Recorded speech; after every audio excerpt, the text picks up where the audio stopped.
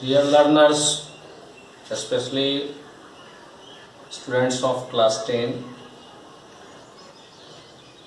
इससे पहले मैंने क्लास 9 और क्लास 10+1 का भी कुछ वीडियो अपलोड किया और कमेंट सेक्शन में कुछ बच्चों की तरफ से यह रिक्वेस्ट आया कि मैं 10th के क्लास के लिए भी वीडियो लेक्चर्स अपलोड करूं, और इसी सिलसिले में मैं आज 10th के बच्चों के लिए उनके सिलेबस के अकॉर्डिंग वीडियो लेक्चर्स तैयार कर अपलोड कर रहा हूं। लॉकडाउन का पीरियड चल रहा है और इस लॉकडाउन पीरियड में सबसे ज़्यादा जो मेंटल तौर पे सप्रेस्ड हो रहे हैं वो है हमारे 10th और 12th के स्टूडेंट्स, चूँकि उनको अपना फ्यूचर सामने दिख रहा है कि क्या होगा, बड़ी ही असमंजस की स्थिति है। तो ऐसे दौर में मैंने ये वीडियो लेक्चर बनाना शुरू किया है और आज 10th के लिए वीडियो लेक्चर बना रहा हूँ। सबसे पहले CBSE बोर्ड के अकॉर्डिंग और NCERT बुक्स के अकॉर्डिंग जो हमारे फिजिक्स के चैप्टर्स हैं वो चैप्टर 10 से स्टार्ट होता है और चैप्टर 10 में लाइट एंड रिफ्लेक्शन की पढ़ाई है। चैप्टर 11 ह्यूमन आई,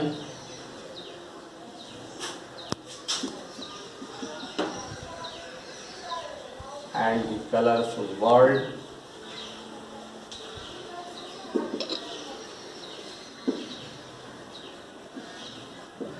chapter 12 इस चैप्टर में इलेक्ट्रिसिटी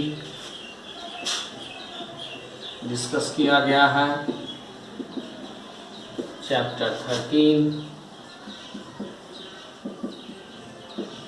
इस चैप्टर में मैग्नेटिज्म को डिस्कस किया है, जिसमें मैग्नेटिक फील्ड ऑफ करंट के बारे में डिस्कशन है। इस चैप्टर का नाम दिया गया है मैग्नेटिक फील्ड ऑफ करंट।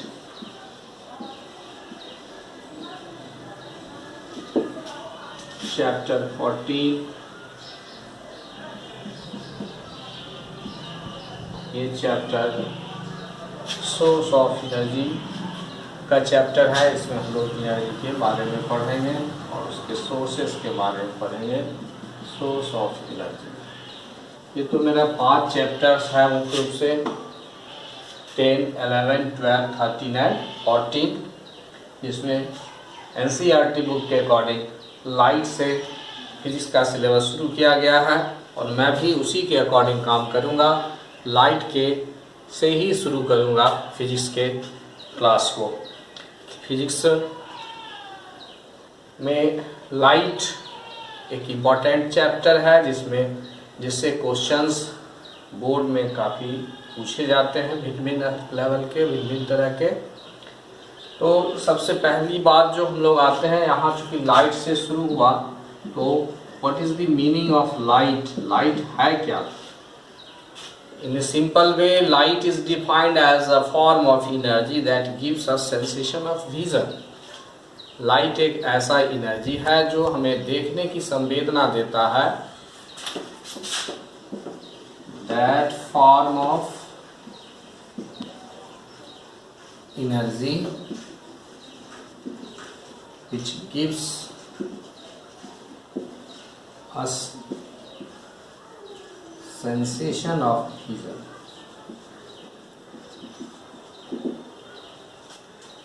तो लाइट के बारे में ये जाने की एक एनर्जी फॉर्म है जो देखने की संवेदना देता है, इसी की वजह से हम लोग देख पाते हैं।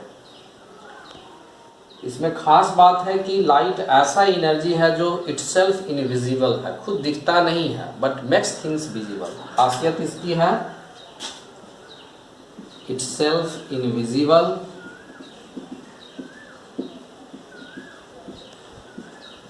but makes things visible।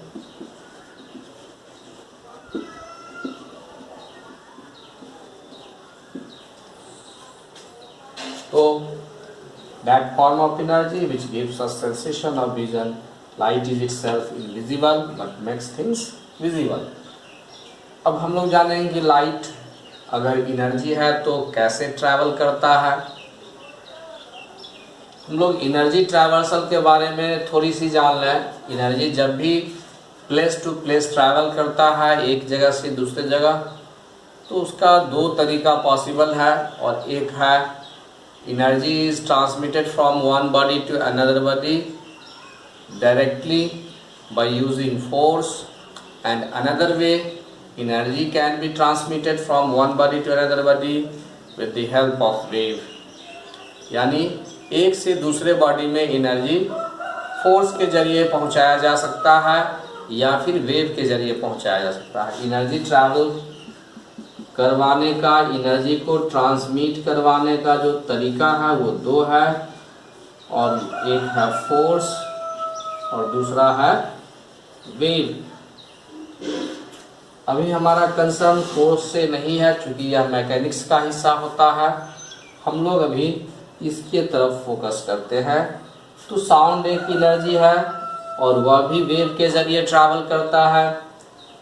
इसमें कोई body to body direct contact नहीं है, बट साउंड अपने सोर्स से डेस्टिनेशन तक पहुंचता है via medium, using a medium. उसी तरह से लाइट भी एक वेव फॉर्म है। मीन्स लाइट एक ऐसा एनर्जी है जो वेव का यूज करता है ट्रैवल करने के लिए। और वो वेव है कैसा? उस वेव को हम लोग कहते हैं इलेक्ट्रोमैग्नेटिक वेव।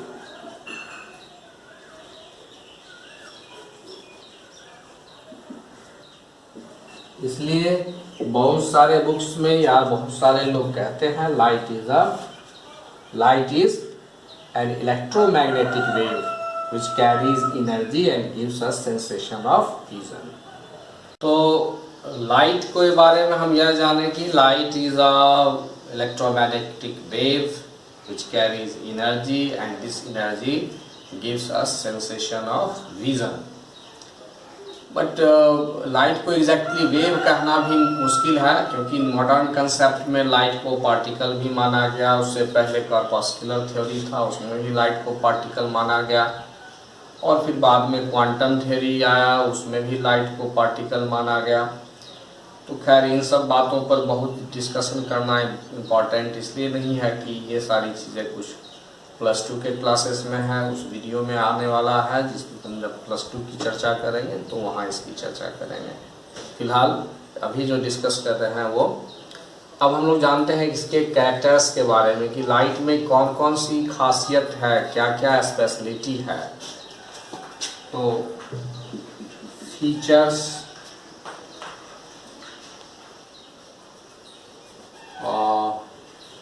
नहीं, एग्जैक्टली फीचर्स कहना मुश्किल है।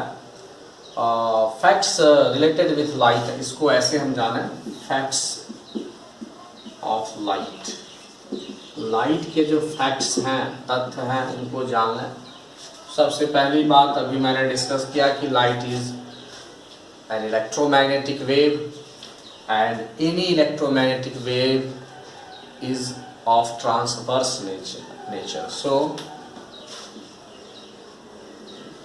it is a transverse wave।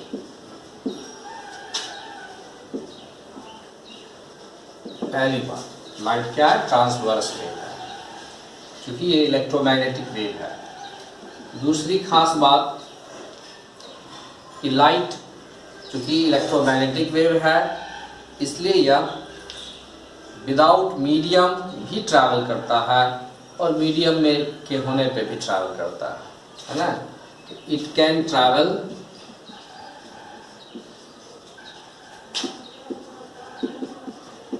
Without medium और अगर मीडियम में ट्रैवल करेगा तो मीडियम चाहिए, इसके लिए ट्रांसपेरेंट मीडियम। फिर इसके स्पीड पे असर पड़ता है, उस बात को भी डिस्कस करेंगे। It can travel without medium, बिना मीडियम के भी ट्रैवल कर सकता है। तीसरी बात, इसमें जो खास बात यह है कि लाइट स्ट्रेट लाइन में मूव करता है, बट शर्त यह है कि मीडियम मस्ट बी आइसोट्रॉपिक। या तो मीडियम हो ही नहीं, वैक्यूम हो, और अगर मीडियम है तो वहां होना चाहिए आइसोट्रॉपिक मीडियम, तब लाइट स्ट्रेट पाथ में ट्रैवल करता है। तो हम कह सकते हैं light travels in straight path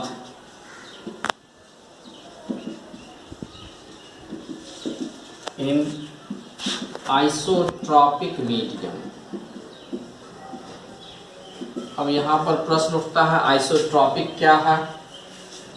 तो मीडियम जो है उसको दो तरह से क्लासिफाई कर सकते हैं हम लोग, एक आइसोट्रॉपिक और दूसरा एनिसोट्रॉपिक। आइसोट्रॉपिक को हम होमोजीनियस मीडियम भी कहते हैं और इसको हेटेरोजीनियस कहते हैं। अब आते हैं आइसोट्रॉपिक का मीनिंग क्या है, इससे हम लोग क्या समझेंगे, आइसोट्रॉपिक मीडियम का मतलब क्या होता है। तो कोई ऐसा मीडियम जो थ्रू आउट सेम कंपोजिशन में हो, यानी इसमें किसी तरह का वेरिएशन नहीं हो, मीन्स ऐसा मीडियम जिसके हर एक कंपोनेंट्स का कंपोजिशन हर जगह पे, हर लेवल पे एक जैसा हो, तो वो आइसोट्रॉपिक कहलाता है। Means if a medium has same composition in all its parts,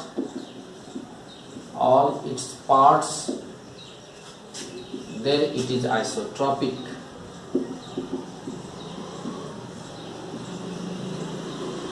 example के तौर पे अगर हम ले लें ग्लास, और ग्लास में थ्रू आउट ग्लास कोई दूसरे तरह का चीज़ अगर उसमें अवेलेबल नहीं है, बिल्कुल एक ही तरह का है, तो आइसोट्रॉपिक हो सकता है। एनिसोट्रॉपिक को हम लोग इसी तरह से समझ लेंगे, एनिसोट्रॉपिक मीडियम जिसमें कि कंपोजिशन थ्रू आउट सिमिलर नहीं हो, बस इसी के बेसिस पे if a medium has not same composition in all its parts, then it is known as anisotropic medium. तो हम लोग आइसोट्रॉपिक और एनिसोट्रॉपिक मीडियम समझे, और इस मीडियम में खासियत भी जाने की थ्रू आउट सिमिलर कंपोजिशन है तो वह आइसोट्रॉपिक है, अगर थ्रू आउट सिमिलर कंपोजिशन नहीं है तो वह एनिसोट्रॉपिक है। और लाइट स्ट्रेट पाथ में तभी ट्रैवल करेगा जब वो आइसोट्रॉपिक मीडियम में ट्रैवल कर रहा हो, तभी ऐसा हो सकता है। फोर्थ पॉइंट यहाँ पर है लाइट रे। कैसे डिफाइन किया जाएगा? Light ray means the path of light, shortest path of light from source to destination. The shortest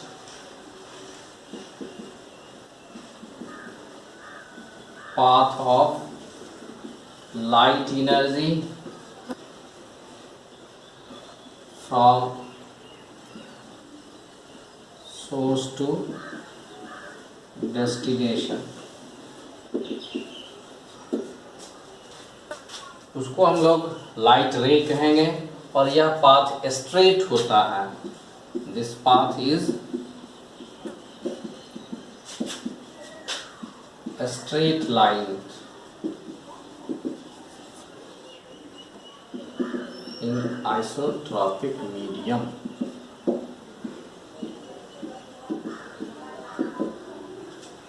और अगर सेम मीडियम है, आइसोट्रॉपिक है, तो वो स्ट्रेट होगा। तो लाइट रे हम लोग कहें। एक और खास बात कि लाइट रे इंडिविजुअल रे के फॉर्म में कभी ट्रैवल नहीं कर सकता है। जब भी यह ट्रैवल करेगा तो बंडल ऑफ लाइट के फॉर्म में, जिसको हम लोग लाइट बीम कहते हैं। तो light travels in the form of bundle of light rays. Light travels in the form of bundle of light rays, and this bundle is called, this bundle of rays of light is called light beam. तो हम लोग ये जाने कि हम लोग light beam जो है एक्चुअली ट्रैवल जो होता है लाइट बीम, हम लोग लाइट कोशिश करें इसको सुपर फाइन वे में भी इसको स्प्लिट करना चाहें तो भी हम लोग लाइट रे को सेपरेट कर नहीं पाते हैं, बहुत मुश्किल है। लाइट बीम ही वह एक्चुअली रहता है, भले ही 1, 2 या 4, 5 ही लाइट रेज का बंडल हो, लेकिन light always travels in the form of light beam, and light beam is the bundle of light rays. हालांकि लाइट रे का डेफिनेशन और सीनियर क्लासेस में किसी और तरीके से भी आ गया है, वहाँ पर और थोड़ा सा एडवांस तरीका है, बट इस लेवल में यह सिंपल डेफिनेशन ही ठीक है। तो हम लोग लाइट के बारे में जाने, लाइट रे के बारे में जाने, बीम ऑफ लाइट के बारे में जाने। बीम ऑफ लाइट 3 तरह के होते हैं, इनको 3 तरीके से क्लासिफाई किया गया है। 1 पैरेलल बीम ऑफ लाइट,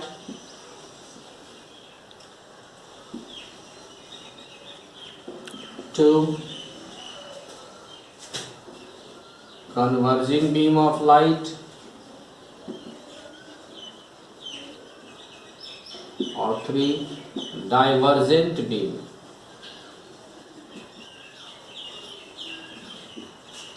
तो बारी बारी से इसको हम समझ लें, parallel beam, converging beam and divergent beam. तो पैरेलल बीम ऑफ लाइट को जरा समझें। Parallel beam of light means each ray of beam is parallel to each other. अगर हर एक रे बीम का एक दूसरे से पैरेलल ट्रैवल करता है तो उसको हम लोग पैरेलल बीम ऑफ लाइट कहते हैं। कुछ इस तरह से, इधर सोर्स है मेरा लाइट सोर्स और इधर इसका डेस्टिनेशन हो गया, और ये सोर्स टू डेस्टिनेशन जितने भी इंडिविजुअल रेज हैं वह एक दूसरे के पैरेलल ट्रैवल कर रहे हैं, तो उसको हम लोग क्या कहेंगे, पैरेलल बीम। इसी तरह से अगर ये मेरा सोर्स है और जो लाइट रेज निकल रहा है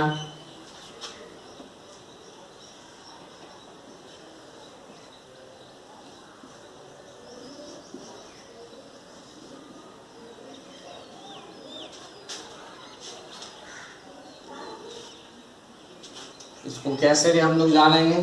if the light each light rays are not parallel to each other and the light rays are emerging out from a point and spreading outward from its source, then it is called divergent। means अगर किसी point source से, छोटे source से light ray emerge हो रहा है और क्या हो रहा है, वह स्प्रेड कर रहा है किसी डेस्टिनेशन की तरफ बढ़ते हुए, तो इस तरह के लाइट रेज को हम लोग क्या कहेंगे, डाइवर्जेंट बीम। ये डाइवर्जेंट बीम है।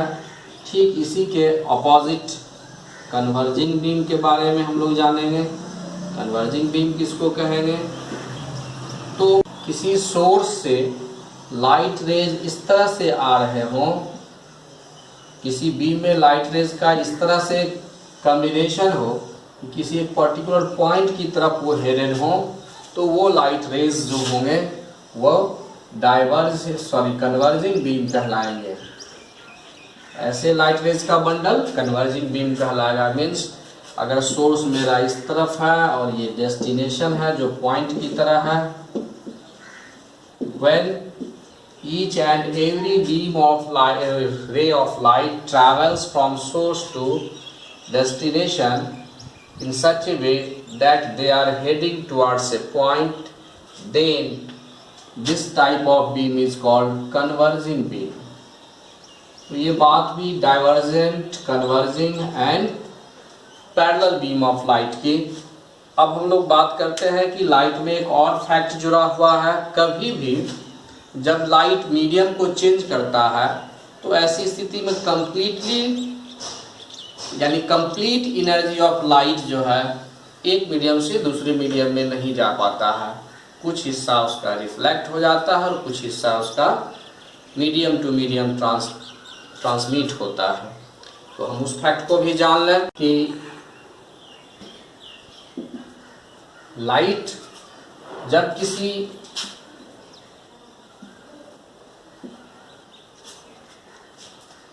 एक मीडियम से चलना शुरू हुआ और दूसरे मीडियम तक पहुंच रहा है, तो मीडियम को सेपरेट करने के लिए एक सरफेस है, सेपरेटिंग सरफेस इसको हम लोग कह सकते हैं। कोई लाइट रे इस सरफेस पे आया तो कंप्लीटली एक ट्रांसमिट नहीं होगा, इसमें कुछ हिस्सा एब्जॉर्ब होगा, कुछ इसमें ट्रैवल करेगा और कुछ रिफ्लेक्ट होगा। मीन्स कहीं भी रियल वर्ल्ड में एब्सोल्युटली रिफ्लेक्शन और रिफ्रैक्शन का कोई एब्सोल्यूट सिचुएशन नहीं है। बस मामला ये है कि when light ray hits a surface that is separating two media, then in such condition some part of its energy absorbed by the particles or molecules present on the surface, some portion is reflected from that surface and some other portion goes through that second medium, and in this way we get this situation। तो ये भी एक fact है कि light रे का complete reflection या refraction या कंप्लीट एब्जॉर्प्शन नहीं हो पाता है। यह बहुत ही आइडियल सिचुएशन है। साइंस में कई जगह ऐसा सिचुएशन लिया है कंप्लीट एब्जॉर्बर या कंप्लीट रिफ्लेक्टर की तौर पे। ये एक आइडियल है, ये होता नहीं है वास्तव में। तो ये एक स्थिति होगी लाइट के साथ। अब कोई ऑब्जेक्ट अगर लाइट को कंप्लीटली खुद से गुजरने दे रहा है तो उसको हम लोग कहते हैं ट्रांसपेरेंट मीडियम, और किसी से होकर के कंप्लीटली अगर नहीं कुछ पोर्शन उसका रिफ्लेक्ट हो जा रहा है तो उसको हम लोग कहते हैं ट्रांसलूसेंट कहते हैं। तो इस तरह से हम लोग देखें कि कंप्लीटली अगर कोई मीडियम से लाइट रे फुल एनर्जी उसकी पूरा का पूरा एनर्जी पास हो जाए तो वो ट्रांसपेरेंट कहलाता है, और कुछ पोर्शन ही मात्र पास करे तो वो ट्रांसलूसेंट कहलाता है। और एकदम से कोई मीडियम लाइट एनर्जी को खुद से होकर गुजरने न दे तो उसको हम लोग ओपेक कहते हैं। इस तरह से लाइट के ट्रैवलिंग से रिलेटेड मीडियम को तीन कैटेगरी में रखा जाता है, transparent, translucent and opaque medium.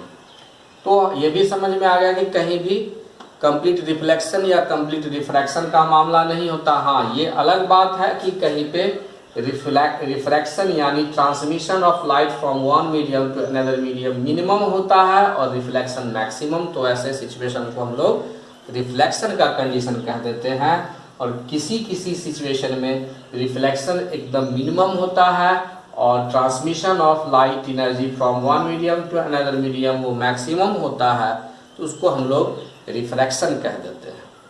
तो इन सारी बातों को हम और आगे डिस्कस करेंगे।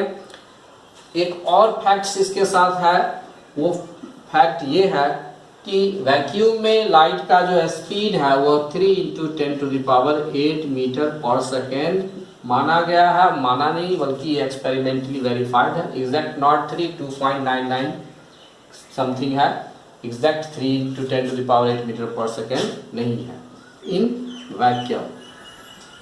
और ये वैल्यू चेंज होता है, मतलब मीडियम के अकॉर्डिंग ये डिक्रीज करता है। This is peak value of velocity और स्पीड ऑफ लाइट अगर लाइट वैक्यूम को छोड़कर किसी और मीडियम से गुजरता है तो उसके स्पीड में कमी आती है। और फिर इस फैक्ट को भी हम लोग रिफ्रैक्शन चैप्टर में समझेंगे, रिफ्रैक्टिव इंडेक्स के संदर्भ में। तो आज के लिए इतना ही। आप लोग इस वीडियो को अपने फ्रेंड्स के बीच ज़रूर शेयर करें और ताकि आप इस चैनल को भी सब्सक्राइब करें, जिससे कि किसी भी नए वीडियो का आपके पास नोटिफिकेशन आसानी से जा सके। Thank you.